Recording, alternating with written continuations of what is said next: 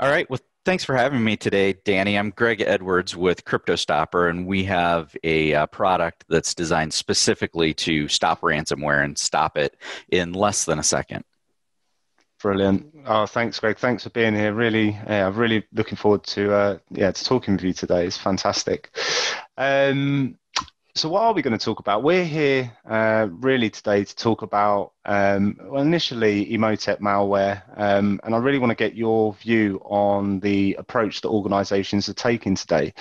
And I think what they could do to detect and prevent the spread of ransomware attack, a ransomware attack in the future. So I guess really, Greg, to start with, we know that Emotet ransomware is ranked as one of the most prevalent malware strains, and I think more commonly in recent months, and we've seen it causing huge problems, especially in the healthcare industry. So first question really is, why do you think there's been a sharp increase in ransomware attacks recently? Or, do you think there is, or do you think it's more publicized? Well, I think both. I think that early on when ransomware first started happening, which I saw the first evolutions of ransomware back in 2012 and really didn't hear anything about it. And it's just progressively become more and more prevalent and then also more and more reported upon. And I think that part of the reason it's more reported upon is because now the companies understand what it is, and the media companies understand what ransomware is and are able to report on it, whereas they really had no idea early on. Yeah. Mm-hmm. Uh-huh.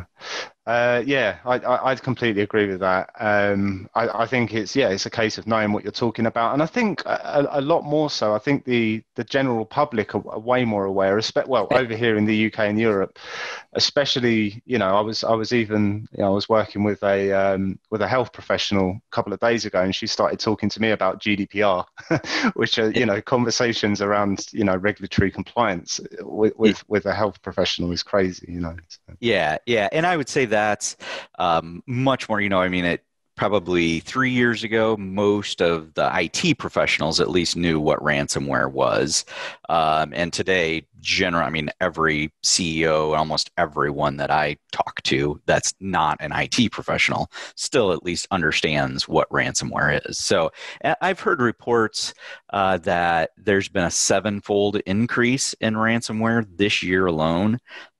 So, I haven't seen any official numbers on that yet, but that's early on what I've heard, and I'm sure we'll see a lot of the reporting as the year's ending here in the next few weeks. Absolutely. I would probably, not to labor the point too much, but I'd say that is largely down to the change in the environment that people are actually working in, a lot of remote workers, that kind of thing. So actually, absolutely. In your opinion, with regards to that, how do you think organizations can adapt their security to prevent ransomware attacks? Well, the biggest thing is patch management. Emotet and most of the other malware variants that are out there that end up in ransomware attacks use exploits that there's patches for. Yeah, that's the simplest answer. Patch management, but then beyond that, installing a product like CryptoStopper that will actually detect that ransomware once it's running. It's the same layered approach that and I'm sure, Danny, you've been preaching for years, and I've been preaching for years, that it's not one thing, but it's a combination of things. And I would say, as a company, if you don't have a good patch management strategy, start there.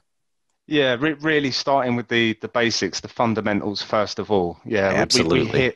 we hear that so much. And we've had like other guests on the podcast as well, and everyone says the same thing, So it's crazy. It is, and I'm sure with your company and with my company, we're a very advanced technique to detect and stop ransomware, and I know you guys do data analytics and protect data, and it's just shocking sometimes when you come into a company or hear from one of the other engineers about the mess that we're dealing with in a company, and just help. I mean, I don't want to belabor that, but just to help those companies get that baseline is where people need to start. Yeah, yeah, absolutely. I mean, I still think that, and correct me if you think I'm wrong, but I still think that it's very much a reactive approach rather than preventative.